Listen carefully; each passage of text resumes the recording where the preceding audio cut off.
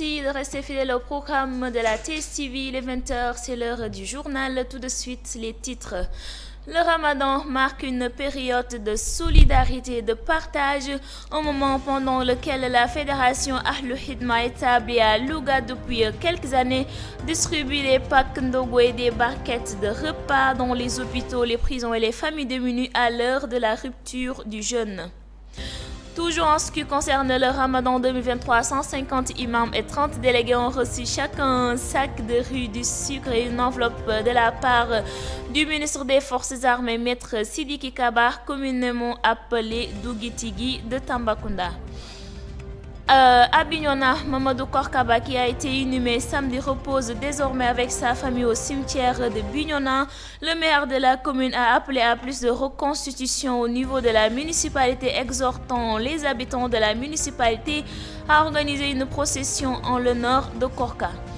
Nous terminerons à Sédhiou avec le projet Être Femme qui a réuni ses acteurs pour débattre sur les droits de santé sexuelle et reproductive. Les pages internationales et sportives mettront un terme à cette édition. C'est la fin des titres. Reste avec nous. Le développement, c'est dans quelques instants.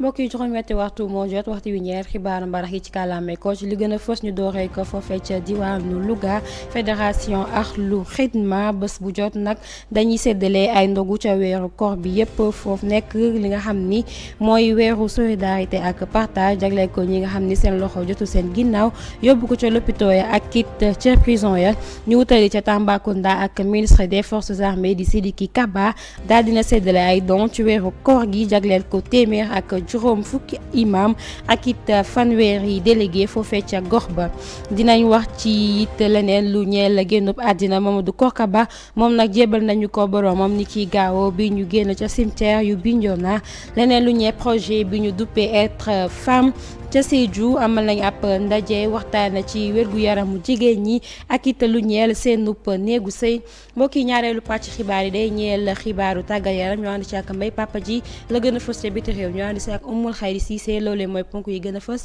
ne suuti ñu faram fàcceel leen ko.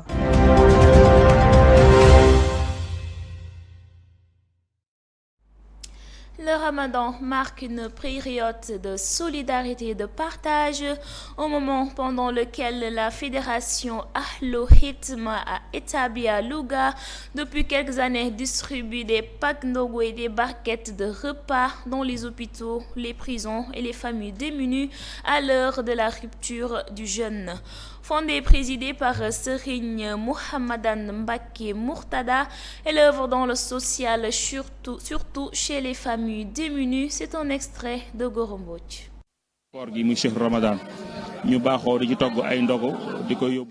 En ce mois de Ramadan, nous nous sommes mobilisés pour remettre les repas aux musulmans, dans les daras, dans les postes de santé, dans les familles démunies et même dans les prisons. Nous l'avons commencé il y a 10 ans et cette année-ci, aucune personne n'est laissée par ce partage. di atu 2023 ñu aaye ko fii ci daara Nour daara yi. donc yi soo ko dee xool fi mu jëm dana jëm ci daara yi am nañ ci li tolloo. Nous distribuons ces repas dans 193 daara avec environ 6300 talibés qui apprennent le Coran.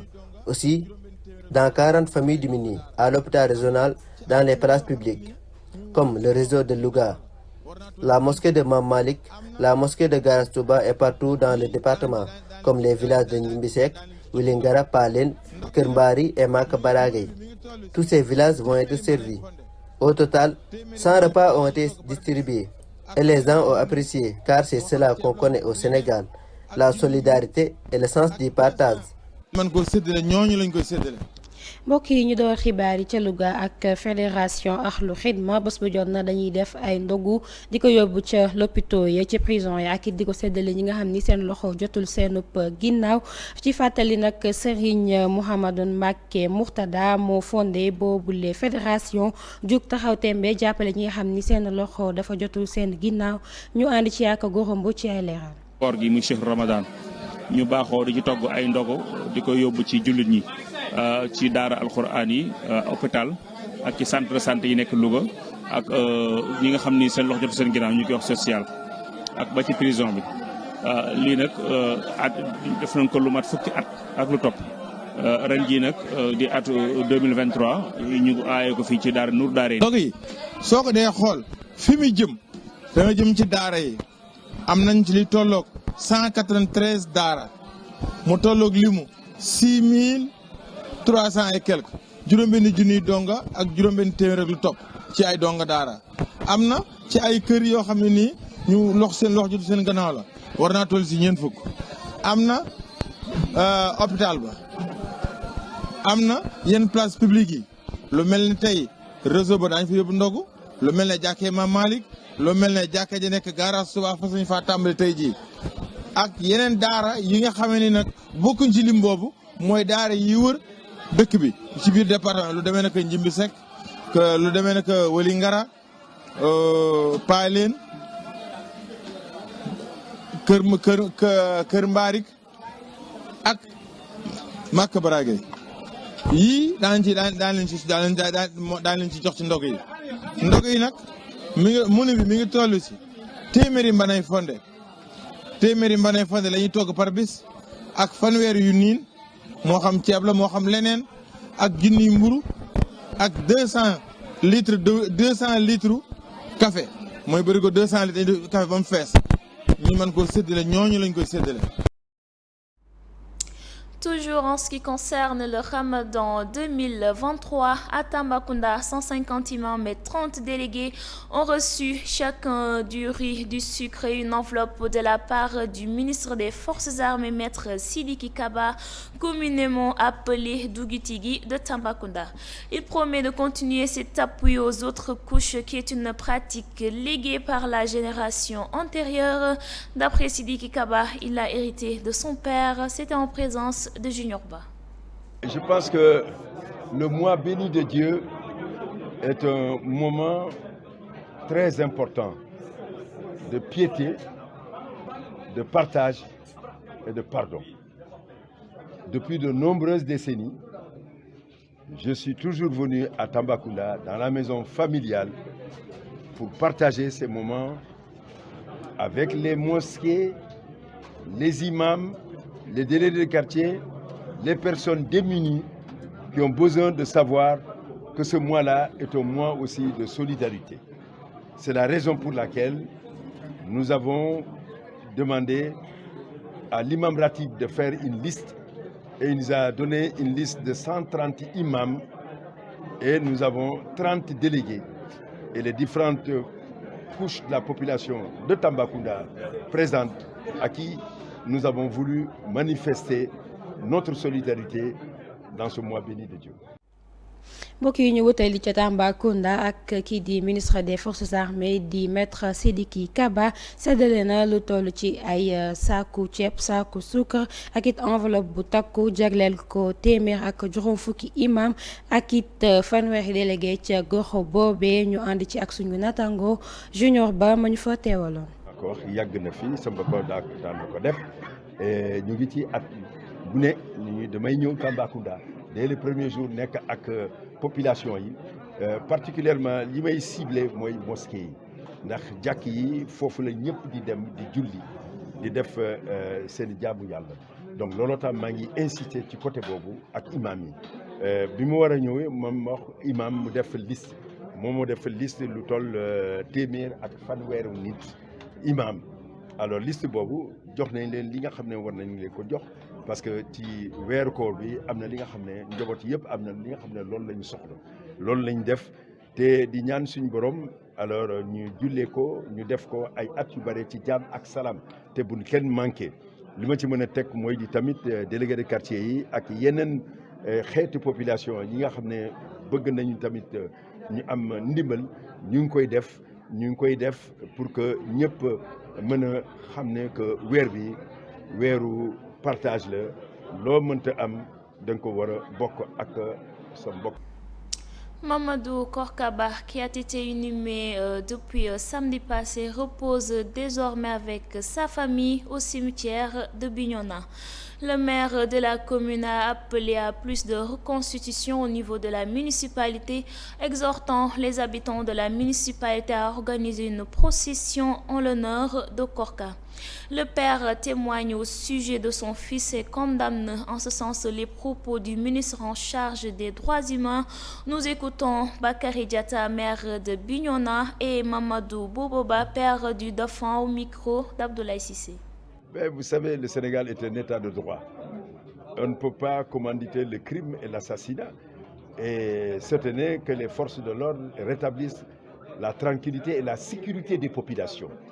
Dans tous les pays du monde, lorsque il y a une manifestation pacifique, on le fait et on rentre chez soi. Mais lorsque l'on prend alors des objets qui s'apparentent à des armes et qu'on s'en prenne à des populations tranquilles, il va de soi que les populations qui s'occupent, que les forces de l'ordre qui s'occupent essentiellement d'assurer la sécurité de tous, qu'elles fassent leur travail. Ce qui est important, il y a une justice au Sénégal. Le Sénégal est un état de droit et l'État veillera à ce que, comme le président de la République l'a souligné lors du dernier Conseil des ministres, que la sécurité de tous les citoyens soit assurée et la tranquillité de tous les citoyens soit assurée et aussi la protection. mbokk yi ba tey ñu des ca Tambacounda moom Sidiki Kaba mu ngi tontu député yi groupe parlementaire yu Yewwi Askan Wi ci ab janoog way taskatu xibaar ya mu amaloon mi ngi waxit ci lu ñeel plainte yi ñu defoon ñoom député yi ci ay kàddoom nag muy leeral ni Sénégal dëkku yoon la nañ jaarale lépp ci yoon ñu ànd ci ba tey ak Junior Ba. xanaa ñi dañu porté plainte seen bopp lu wër te wër Sénégal état de droit la. liggéey bi nga xam ne force de l'ordre yi ñu ngi koy def correctement ñu ngi koy def ak professionnalisme soo nekkee dans un état nga bëgg a def marche dañ koy def marche pacifique loolu la article 10 de constitution du Sénégal loolu la wax mais su fekkee ne def nga leneen alors jaadul ak yoon dina dal ci sa kaw te loolu lañ gis partout à travers le monde foo mënta dem loolu moo am donc par conséquent Sénégal président de la République Macky Sall wax na ko dina jël matuwaam pour que ñëpp ñu assurer seen sécurité pour que ñëpp mën a nekk dans la tranquillité ñëpp xam nañ tamit que état bi du ñu bàyyi ñi nga xam ne daf leen di def li nga xam ne jaadu ak yoon. Merci Junior Ba. Je vous le disais tout à l'heure, Mamadou Korkaba, qui a été inhumé samedi, repose auprès de sa famille désormais au cimetière de Bignona. Le maire de la commune a appelé à plus de reconstitution au niveau de la municipalité, exhortant les habitants de la municipalité à organiser une procession en l'honneur de Korka. Le père témoigne en ce sens au sujet de son fils et condamne les propos du ministre en charge des droits humains. Nous écoutons en ce sens Bakary Diatta, maire de Bignona, et Mamadou Boboba, père du dauphin, au micro d'Abdoulaye Cissé. Une pierre à la main, comme si c'était une première au Sénégal. Nous avons vu en 2011, quand de hautes personnalités de ce pays avaient des pierres à la main pour faire face à une injustice.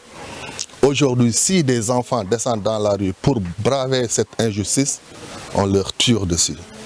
C'est déplorable.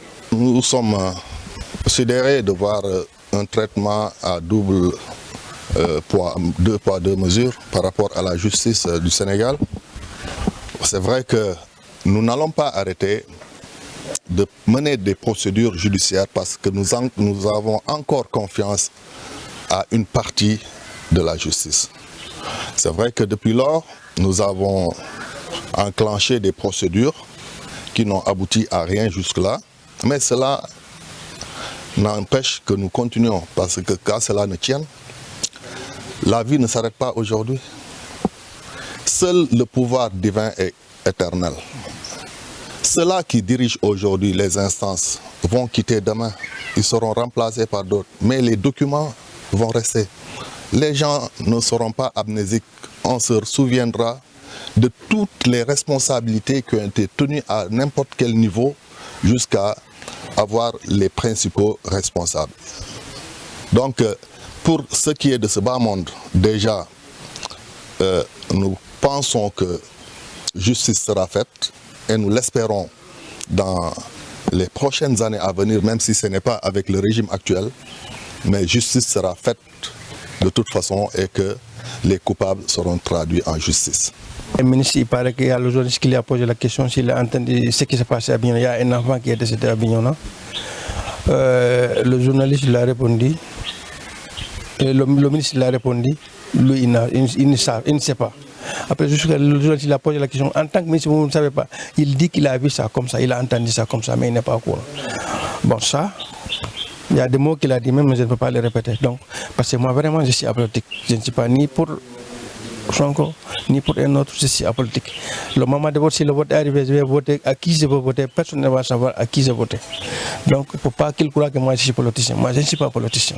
C'est les gars de Courage qui l'ont apprécié et qui ont témoigné ici quand ils sont venus. Ceux qui ont témoigné, le jour où ils l'ont appelé, ils disent qu'il ne faut pas être éloigné de Courage parce qu'aujourd'hui, il y a des problèmes dans la ville. Je vois que nous tous, on reste là. Parce qu'en cas de problème, on va aller secourir les gens. Il dit donc, ne va pas aller loin. Si je vais aller à l'école, si je n'apprends pas, je vais revenir. Parce que c'est ton gosse qui doit faire le bac cette année. Donc, il est allé à l'école, ils n'ont pas étudié, il est revenu. C'est entre la maison, je ne sais pas s'il partait à Croix-Rouge, il a rencontré avec le gosse. Maintenant, on ne sait pas, parce qu'on ne peut pas juger un enfant à 100%. On ne sait pas comment ça se passe. En tout cas, moi, ce que j'ai entendu, on m'a appelé, on m'a dit, Korka est décédé. Korka est mort, on l'a atteint une balle dans la tête. Maintenant, ce que j'ai entendu, je ne sais pas qu'est-ce qu'il y a dedans. Maintenant, nous, tout notre problème, ce n'est pas là, c'est de nous rendre l'enfant, c'est tout. mbokk yi comme ni leen ko waxee woon ci ponk xibaar yi Mamadou Kokaba jébal nañ ko boromam ni ci gaaw bi ñu génn foofee ca cimetière yu Bignona kii di Bakary Diatta nag di jaxaaf bu gox boobe yey na yàbbi ci mbile mi waaye di woo population ba ñu daal di def ab wàcceekaam mi jagleel ko ki nga xam ni moo fa génn àdduna di Mamadou Kokaba kii di wajuram bu góor nag di Mamadou Bobo Ba yëkkati na ay kàddu waaye di ñaawlu kàddu yi ki nga xam ni moo di ministre en charge des droits humains ay kàddoom ñu teewlu ko ci micro Abdoulaye Cissé. tey ñu ñëwoon indi suñu njaal ci famille Mamadou Kokaba mi nga xamante ni dañ ko faat ci ay anam yu ñaaw fii ci Bignona. loolu du gulet ci Bignona parce que yàgg na am mu mel ni que dañoo singale Bignona si fi nga xamante ni foofu la ñu war a di faat doomu aadama si manifestation te manifestation mu ngi xewee fépp si Sénégal. ay fan yu néew di ngeen ñu déggaat fu ñuy wooyee Bignona yëpp ñu génn si manifester wone seen njaqare ci lii xew ci Bignona mu nekk chaque fois bu manifestation amee ci Bignona la ñuy faatee doomu aadama loolu il faut que mu dagg ñi xam ni que Sénégal ñun ñëpp a yem. wax dëgg la am na benn ministre bu ci wax kooku il faut ma bëgguma ci woon wax bu ma waxee ne dañu foog ne man je suis politicien man je ne suis pas politicien en tant que ministre bu ñu la posé la question am na benn boy bu gaañu bi ñëw na nga ne yow yëgoo ko da nga ko déggee nii en tant que ministre wax dëgg yàlla loolu rek laa am affaire bi bu ma amee ba léegi loolu rek laa am loo xam ne neexuma loolu du ma ko nëpp loolu il faut ma wax ko ñëpp dégg ko maa ngi ko jaale Sénégal yëpp di ko jaale Bignona di ko jaale ñëpp parce que xale Bignona la xale bu baax la xale bu yaru la wat nag bu jotee nit ki il faut mu wuy ci boromam yàlla bu proposé mu doomu aadama mënu ko dindi xale bi élève la leen la waroon def baccalauréat te xale bi day léegi encore Croix-Rouge keroog sax bu ñu koy moom seen patron bi Croix-Rouge dafa ko ne woo ne ko Kokaba mu ne ko naam tey bëgguma nga sori Croix-Rouge ñoom ñoo ko témoigné fii keroog bu ñu ñëwee mu ne bëgguñu nga sori Croix-Rouge parce que dafa am ay problème ci biir Bignona léegi dama bëgg boo nga ñëw ñeen yëpp ngeen ñëw jóge si en cas problème bu amee ñu dem secourir ñu war a secourir mu ne waaw maa ngi ñëw lekkite booy bi day dem mu jógee école parce que dafa daj saakam bu dem jàngi yaay ji ne ko bul dem parce que tey dëkk bi jànguñu mu ne non yaay 10 heures lay dugg bàyyi ma dem xool effectivement mu dem xool ñi bisi dellu ci saako bi ci benn rakku papam bàyyi saako bi foofu xaw ma Croix-Rouge la doon dem xaw ma fan la doon dem ñoom waa Croix-Rouge dañuy gis xale yéen ko di yóbbal camp sapeur xamuñu ndax Kokaba la après dañu yëg ne Kokaba la. bu ñu eggee camp sapeur nanguñu ko jël après booy continuer camp militaire d'abord encore booy lu leen gën a métti ñoom. buñ ko dooree bal bi xaw ma bal xaw ma gaz lacrymogène ci lu booy itee ma ñu ne gaz lacrymogène la lañ ko door ci bopp directement mais buñ ko fa jëlee booy bu koy jëlee ci yóbbu terewul booy dañ ko jàppee ni di yóbbu te gendarme yi di leen di door gaz la te ñoom booy dañu ne na gendarme yi arrêté am nañu ko dee ñu ne ñoom c'est pas leur problème du ñëw ba ci wetu marché bi ñëw na bugg a continuer ci tali biir pour dem Cap Sapeur gendarme yi bañ di leen góor gaz ñu continuer dugg biir marché bi noonu la jëlee booy bi yóbbu ba Cap Sapeur bañ a ko jël ñu yóbbu ko camp militaire léegi bu ñu àggee camp militaire ci lañu ma woo ñu ne ma sa doom bi nii la ma ñëw militaire yi bañ ma dugg gendarme yi bañ ma dugg ba léegi mun ma fee gis sama doom Ziguinchor bi ñëw na amatuma naka léegi daal man sama problème nañu dellu suñu doom ñu denc ko loolu rek mooy sama problème. Sédhiou, le projet Être Femme a réuni ses acteurs pour débattre sur les droits de santé sexuelle et reproductive.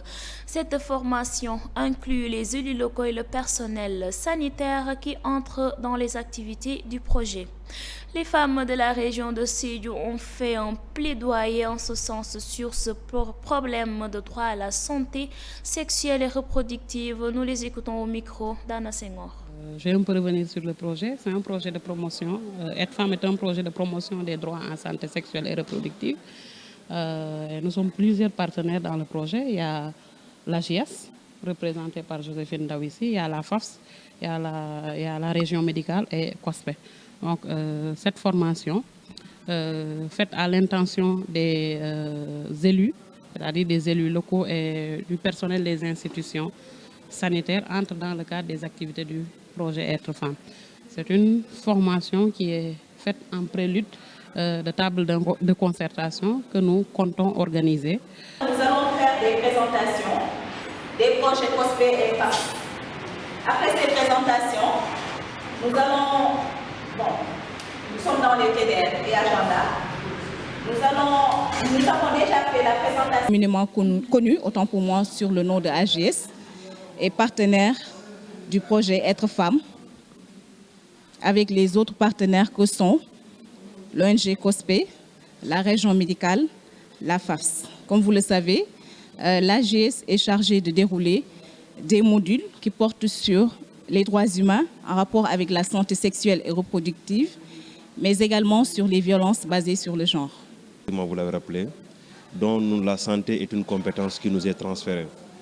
Il est de notre devoir de pouvoir accompagner l'ensemble des populations en termes de santé, n'est-ce pas, ce qui fait qu'aujourd'hui nous sommes là. Mais en dehors de cela, saluer, n'est-ce pas, les activités menées par ce projet à travers la commune de Sédhiou et au-delà même de la commune. COSPE et l'ensemble de ses partenaires au développement. Parce que nous avons vu à l'œuvre ce qu'ils sont en train de faire. Je pense que cela mérite d'être encouragé. Réunir aussi bien les élus, mais aussi les femmes de la région pour discuter de certaines actions de plaidoyer que les femmes ont émises à l'endroit des institutions publiques pour prendre en compte cette problématique des droits en santé sexuelle et reproductive des femmes. Donc ça, c'est des formations préparatoires de ces tables de concertation.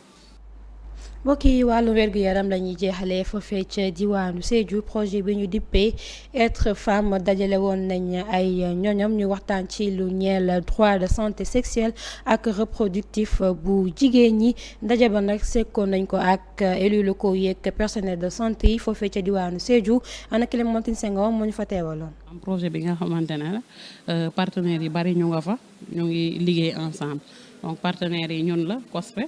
AGS mu ngi fi représenté par la boutique de droit ici à Sédhiou am na FAFS la fédération des associations féminines du Sénégal ak région médicale partenaires yi nga xamante ne ñu ngi fii ci Sénégal am na ñeneen ñu nekk bitim réew donc formation bi dañ ko organiser pour élus yi maanaam ñuñ fi teg pour ñu jël en charge lépp li nga xamante ne jëm na tamit ci côté gouvernance sanitaire donc comme ni ngeen ko xamee projet bi la comme projet bi nga xamante ne day liggéey ci ak yelleef jigéen ci côté wérgu yaram jigéen ñi dañu am ay préoccupations yi nga xamante ne dafa jëm ci côté boobu te am na ay actions yi nga xamante ne dañ ko teg action de plaidoyer pour que njiit yi mën ko jël en charge léegi formation bi nga xamante ne day préparer waxtaan boobu ñuy jëm. Association des juristes sénégalaises daf ci lëkkaloo ak ay partenaires ñu mel ni ONG COSPE FAFS ak région médicale. pour gën a dooleel ñi nga xamante ne ñooy élus yi ak personnel de santé ci li nga xamante ne moo soxal ak yelleefu doomu aadama ak tamit li nga xamante ne mooy xeex bépp méttal bi nga xam ne ñu ngi koy teg doomu aadama jàpp nañ ne tey ci formation bi liñ ciy jëlee dina am solo parce que ñu ngi former lu toll fukk ak juróom-benn élu at ñi nekk ci personnel de santé bi jàpp nañ ne tey ci biir formation bi maanaam dinañ jëlee ay xam-xam yu am solo ci wàllum ak yelleef doomu aadama ci texte yi nga xamante ne ñu ngi protéger ak yelleef doomu aadama ci texte yi nga xamante ne ñu ngi xeex bépp xeetu méttal ñoom nag dañ leen di former parce que dañu jàpp ne tey ay acteurs yu am solo lañu acteurs yoo xamante ne war nañu mën a def seen contribution ci projet Être Femme bi acteurs yi nga xamante ne war nañ mën a tamit accompagner femmes ressources yi nga xamante ne ñoom la projet Être Femme bi tëral fii ci région si cité ñun élus yi ak les acteurs de la santé ci wàllum droits humains mais ci wàllum santé également dañ gis ne projet Être Femme bi mu ñëwee Sédhiou en tout cas 2019 ba tey ñoo ngi taxaw di former nit ñi di capaciter nit ñi di leen gunge di leen accompagner foo xamante ne vraiment loolu en terme de au niveau de en terme de droits humains mais également en terme de santé et de la reproduction donc ñu ngi leen di encourager si action yi ñu nekk di def suñu gox yi donc ñun la ñuy jàppale en tant que collectivité territoriale ñun aussi ñu ngi nañ jouer suñu partition gunge jigéen ñi gunge jeunes yi ak projet yi fiy intervenir pour que ñu faciliter yombal leen yenn yi pour que ñoom aussi mën a dérouler seen mission suñu territoire commune. Merci Anna Senghor. Et puis place à l'actualité hors de nos frontières avec Oumoul Khairi Cissé. L'actualité hors de nos frontières en Israël, déterminé à mener sa réforme de la justice.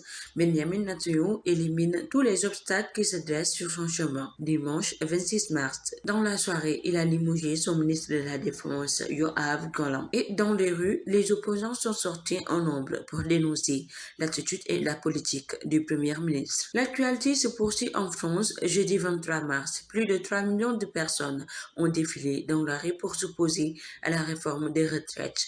À la veille de la 10e journée de mobilisation prévue mardi 28 mars, la contestation de la réforme des retraites se poursuit. Dans les rangs de manifestants, de nouveaux visages sont apparus avec de plus en plus de jeunes, des étudiants, mais aussi des lycéens s'associent aux travailleurs. Pour ainsi boucler la page hors de nos frontières au Kenya, la contestation continue. La manifestation de lundi 20 mars, l'opposant Raila Odinga a appelé à un nouveau rassemblement lundi 27 mars contre la vie chère, comme le précédent qui s'est soldé par des violents affrontements et la mort d'un manifestant. Ce nouveau rassemblement a été déclaré illégal par les autorités, mais les opposants réaffirment leur droit à manifester alors que l'inflation y a atteint 9,2% en février. C'était tout pour mbokk yi ba tey ñu ànd ak Oumoul Khairi Cissé mu indi ñu la gën a fës ca bitim réew.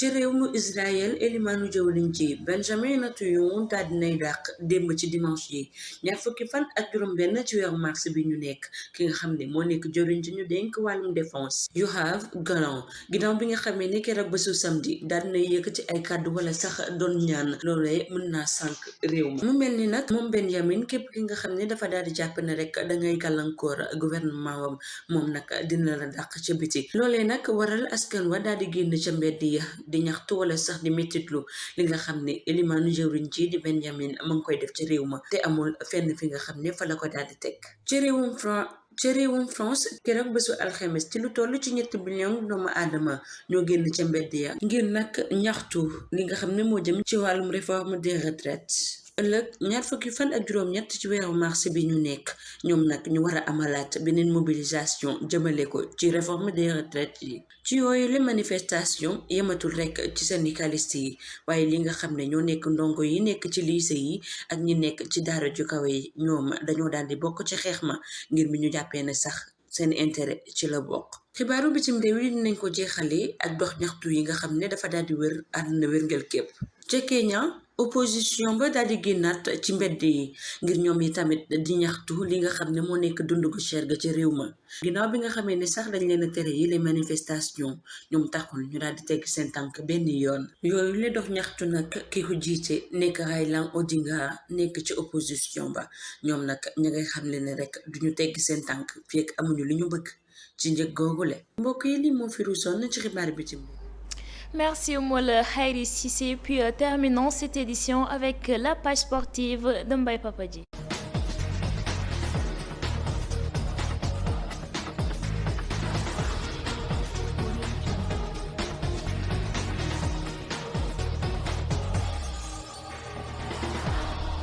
Football avec les éliminatoires de la CAN 2024. Les champions d'Afrique en titre ont battu les Mozambicains sous la marque de 5-1 lors de leur match de troisième journée des éliminatoires de la Coupe d'Afrique des Nations 2024. La partie s'est jouée au stade Maître Abdoulaye Wade de Diamniadio. Le Sénégal n'a eu besoin que 39 minutes pour réaliser sa démonstration de force. Les buts de Youssoufa Sabali à la 9e minute, Sadio Mané à la 15e, Iliman Ndiaye à la 32e et Boulaye Dia à la 39e minute ont permis aux Lions de la Teranga de mener 4-0 à la pause. Après le retour des vestiaires, le match n'a plus été de la même intensité. Les poulains d'Aliou Cissé ont donc encaissé un but après seulement 3 minutes. Dernière s'en suivit un peu plutôt calme avec bien sûr une domination large des Lions. La pression étant constante, les Mozambicains ont fini par craquer encore, encaissant le 5e but du match à la 88e minute, signé Habib Diallo. Avec cette victoire 5-1, le Sénégal reste sur sa lancée avec 9 points en 3 journées au sommet de sa poule. Le Mozambique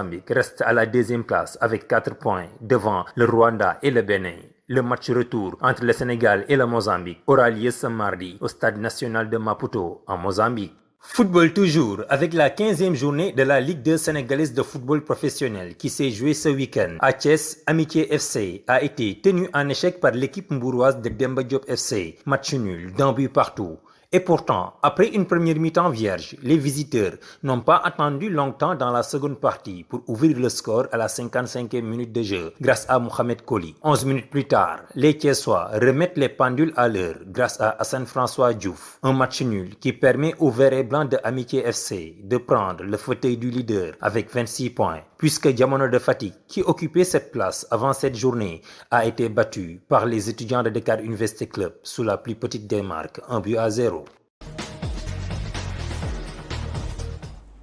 mbokk yi ba tey ñu ànd ak Mbaye Papa Ji ci xibaaru tàggat yaram. éliminatoire Coupe d'Afrique 2024 ak équipe nationale bu Sénégal doon laale ak Mozambique ci ñetteelu bëccëg bi daan ko juróomi bal ci benn. jongante bi amee woon ca stade Maître Abdoulaye Wade bu Diamniadio. ginnaaw coup d'envoi bi gayndey Sénégal yi ci fanweeri simili ak juróom-ñeent daanaka def nañu li leen war dugal ci ñeenti bit bu njëkk bi ak Youssoufa Sabali ginnaaw juróom-ñeenti simili ñaareel bi Sadio Mané fukki simili ak juróom ñetteelu bit bi ak Iliman Ndiaye ci fanweeri simili ak ñaar laata Boulaye Dia di dugal ñeenteelu bit bi ginnaaw bi ñu jongantee ba am fanweeri simili ak juróom-ñeent noonee la ñu demee ci noppalu gi bi ñu dellusee match bi am beneen coppite ci wàllu intensité bu ñu ko méngalee ak xaaj bu njëkk bi ba tax na sénégalais yi daal di jël benn bit ginnaaw ñetti simili ci ñaareelu xaaj bi ginnaaw loolu Sénégal di jouer conservation wu bal bi boole kook domination bu metti ba ni Mozambicains yi sonnee Habib Diallo bi dugg ci ñaareelu xaaj bi dugal juróomeelu bit bi temps réglementaire bi desee ñaari simili Sénégal nekk ci place bu njëkk bi daal di am juróom-ñeenti poñ Mozambique topp ci am ñeenti poñ Rwanda ci ñetteelu place bi Bénin ñëw ci place bu mujj bi match retour bi ëllëg lay doon ci talaata ji foofee ci réewum Mozambique. football ba tey bi yoon ci championnat bu Ligue 2 bi fukkeelu bëccëg ak juróom ñi ngi ko doon amal ci week-end bi ñu génn fii ci Thiès Amitié football club moo doon dalal Demba Diop FC ñu mujj témbo ku ne dugal benn ci sa camp wu moroom Mohamed Koli bu Demba Diop moo dugal bit bu njëkk ci jongante bi ginnaaw bi ñu amee juróom fukki simili ak juróom ci ñaareelu xaaj bi fukki simili ak benn lañ ci teg Amitié FC daal di égaliser ci bitu Hassan François Diouf ci des ci jongante bi bit du gaatu ci match nul bi tax na Thiessois yi di Amitié FC yéeg ci bopp classement bi am ñaar fukki poñ ak juróom benn ginnaaw EJ Fatick mi nekkoon ci bopp classement bi mu ñàkkee matcham ci kanamu étudiants yi di Dakar Université Club.